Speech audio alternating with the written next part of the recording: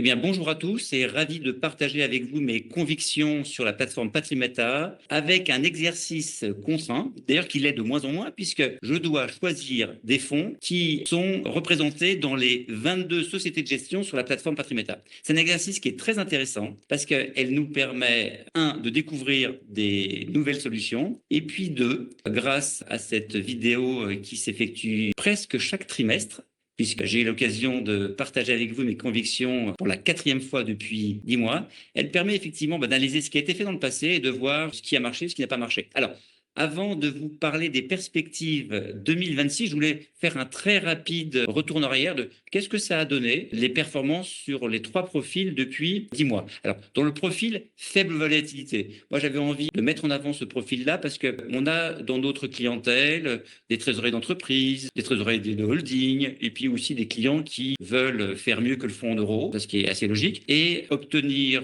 une performance significative, objectif idéalement plus de 6% avec une faible volatilité. Alors, sur les 10 derniers mois, l'allocation d'actifs, elle a généré une performance de 7,94%. Je trouve que c'est pas mal. Le deuxième profil, qui est un profil dynamique, sur les 10 derniers mois, a eu une performance de 12,97% avec, depuis le trimestre dernier, une proportion non négligeable de fonds en euros. Enfin, le troisième profil, c'est un profil retraite.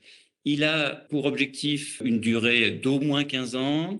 L'avantage aussi, c'est qu'il doit être normalement le plus dynamique puisqu'on a le plus de temps. J'essaie d'y privilégier dans cette enveloppe-là des fonds de dette privée ou d'actifs privés. La performance sur les 10 derniers mois a été de 11,24%, légèrement inférieure à la performance d'un fonds dynamique, qui s'explique parce que il y a une part importante d'actifs non cotés que je n'ai pas revalorisés. Donc, ce qui était acheté à 100, au bout de 3, 6 ou 12 mois, je l'ai toujours revalorisé à 100%. Je vous propose dès à présent de partager avec vous les convictions du premier trimestre 2026. En termes d'allocation faible volatilité, je voulais mettre en avant, comme vous le voyez à l'écran, 3 solutions, 3 nouveaux fonds.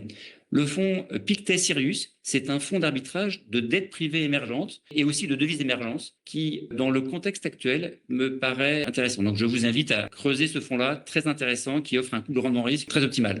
Aussi, un fonds de dette privée sur le financement de la défense en Europe, à savoir Siena Dette Privée Défense en Europe, qui, je trouve, va permettre d'avoir une rémunération aux alentours de 5% en fonds de portefeuille sur une durée de 10 ans sans tenir compte des volatilités à court terme et de la valorisation de ces actifs obligataires. Donc, on a en fonds de portefeuille un rendement de 5% sur une durée à très long terme. Et enfin, le troisième fonds que je voulais mettre en avant, c'est le fonds de Generali Infrastructure Durable. Generali est rentré depuis le 1er janvier sur la plateforme Patrimeta et c'est un fonds que j'aime bien. J'aime bien parce qu'en fait, ce sont des fonds d'infrastructure privées dans lesquels il y a des data centers, des réseaux de fibres, de l'énergie photovoltaïque. Ce sont des actifs non cotés et je trouve qu'à l'image en fait du fonds Siena Dette Privée Défense Europe, ce sont des fonds de portefeuille avec un objectif de performance entre 5 et 6%. Et je trouve que pour notre allocation d'actifs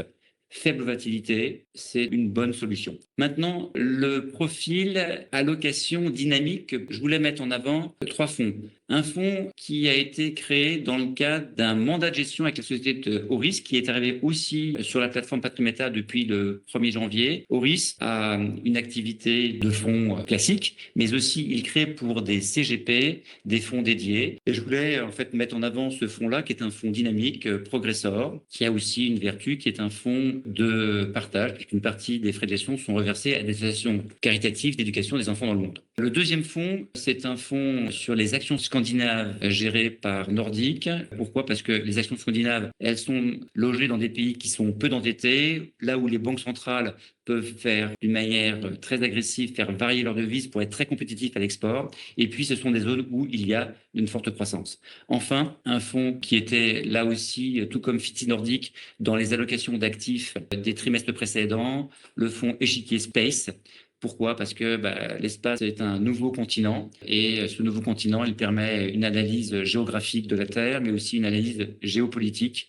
Et je pense que ça a du sens d'investir d'une manière dynamique dans ce secteur d'activités différentes. Il est temps pour moi de vous partager aussi l'allocation d'actifs que je propose pour la retraite. Et là, je voulais mettre en avant déjà un bloc à hauteur de 25% sur des valeurs liées à la défense, à savoir Siena Action Euro Souveraineté. Donc là, c'est pas uniquement des secteurs liés à la défense, mais on a la réindustrialisation, l'alimentaire, le sanitaire, la défense, etc.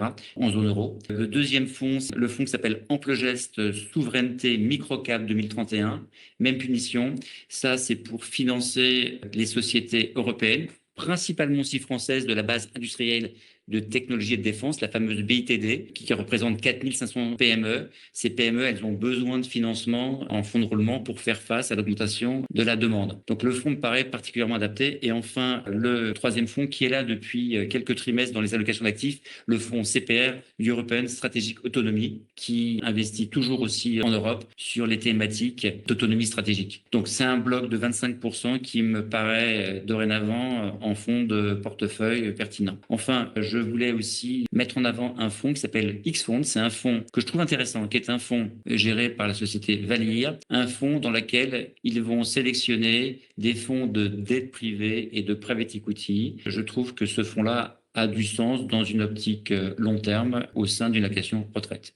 Eh bien, j'espère en tout cas, chers confrères, que ces partages de secrets de cuisine sur l'allocation d'actifs en ce début 2026 vous permettra de découvrir des nouvelles pépites et je vous souhaite un très bon début d'année.